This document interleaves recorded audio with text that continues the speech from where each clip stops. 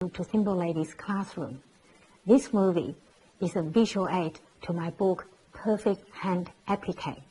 Here I'm going to show you a few things that's better taught visually.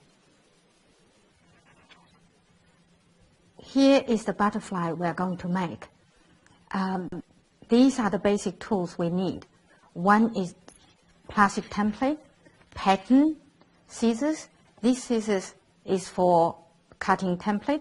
This is for cutting fabric. This is marker, threads.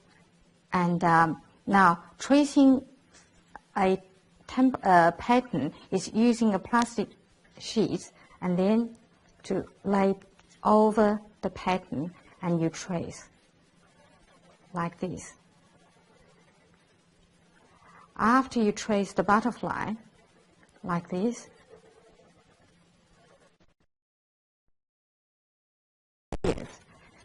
the smaller piece will be on top. So you mark 1, and then this wing will be marked as 2, and the body of the butterfly would be marked as 3. And the other side of the butterfly can be used, we can use the same pattern, just flip it over. And now, here is the pattern traced on the marker, with the marker traced, and then you cut it out.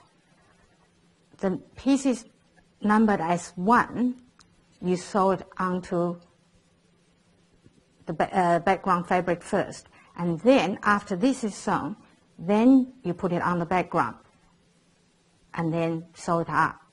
So this is the whole process of applique layers. And the only thing you need to notice is the grain wave on the fabric.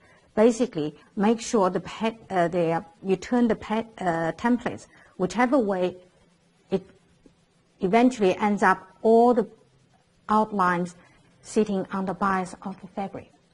And that's all you need to know in this process. And then we can start the sewing part. In the sewing part, the first thing I want to talk about, one is basting. One way of basting is called thread basting. You can just make big stitches all over the